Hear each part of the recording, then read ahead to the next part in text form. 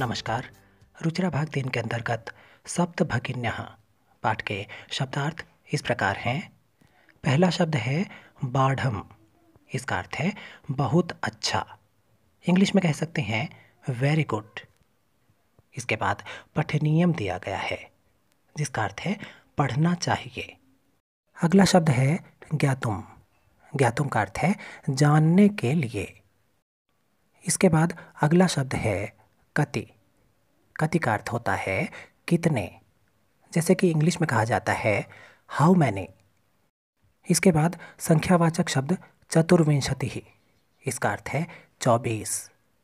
अगले शब्द पंचविंशति का अर्थ है 25। भगिनी, इसका अर्थ है बहन। ध्यान दें, भगिनी के बहुवचन शब्द भगिन्यः का प्रयोग हमारे इस पाठ के नाम में किया गया है। सप्त भगिन्यः, इसका अर्थ है 7 बहनें। आगे बढ़ते हैं अष्टाविंशति। इसका अर्थ है 28। इसके बाद है केंद्र शासित प्रदेशः, जिसका अर्थ है केंद्र के द्वारा शासित प्रदेश। इंग्लिश में जिन्हें हम कहते हैं यूनियन टेरिटरीज। अगला शब्द अतिरिच्य, जिसका अर्थ है अतिरिक्त। और इसके बाद है भवतु। भवतु का अर्थ है अच्छा। जैसे कि आम बोलचाल में हम किसी की बात पर रिएक्ट करते हैं और कहते हैं अच्छा। अगला शब्द समवायः, जिसका अर्थ है समूह। इंग्लिश में ग्रुप कह सकते हैं। इसके बाद प्रथितः शब्द दिया गया है जिसका अर्थ होता है प्रसिद्ध। इंग्लिश में कह सकते हैं फेमस। इसके बाद शब्द दिया गया है प्रतीकात्मकः, जिसका अर्थ होता है सांकेतिक। जैसे कि 7 राज्यों के समूह के लिए जो शब्द सप्त भगिन्यः प्रयोग किया गया है, ये एक प्रतीकात्मक यानी कि एक सांकेतिक शब्द है। अगला शब्द है कदाचित, जिसका अर्थ है संभवतः। सरल अर्थों में हम शायद कह सकते हैं, जैसे कि शायद आज वर्षा हो। इसके बाद है साम्याद। इसका अर्थ है समानता के कारण। पाठ में कहा गया है कि इन राज्यों की प्राकृतिक और सांस्कृतिक समानता के कारण ही इन्हें 7 बहनों के नाम से जाना जाता है। अगला शब्द उक्तोपाधिना दिया गया है, जो कि उक्त जमा उपाधिना की संधि से बना है और इसका अर्थ है कही गई उपाधि से या कही गई उपाधि के कारण। ध्यान दें, यहाँ उपाधि यही सप्त भगिन्यः शब्द है। इन राज्यों को सप्त भगिन्यः नाम की उपाधि प्रदान की गई है। नामनी का अर्थ है नाम में और संशय का अर्थ है संदेह। इंग्लिश में कह सकते हैं डाउट। आगे बढ़ते हैं अपरतः। इसका अर्थ है दूसरी ओर। इंग्लिश में अदर साइड कह सकते हैं। इसके बाद क्षेत्र परिमाणी शब्द दिया गया है जिसका अर्थ है क्षेत्रफल से। लघूनि का अर्थ है छोटे और गुण गौरव दृष्टया। इसका अर्थ है गुण एवं गौरव की दृष्टि से। बृहत्तराणि का अर्थ बड़े दिया गया है और स्वजमा अधीनः की संधि से बने स्वाधीनः का अर्थ है स्वतंत्र। अगला शब्द है स्वायत्तीकृतः, जिसका अर्थ है अपने अधीन किए गए।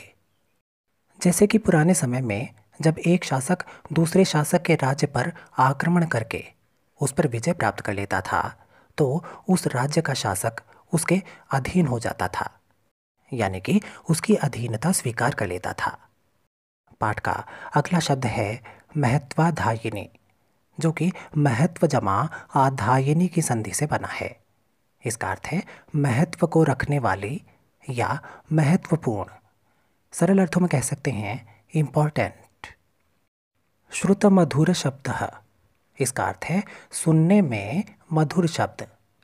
पाठ में सप्त भगिन्यः शब्द को श्रुत मधुर शब्द कहा गया है, जो कि सुनने में मधुर है। अगला शब्द है प्रभृतिभिः, जिसका अर्थ है आदि से।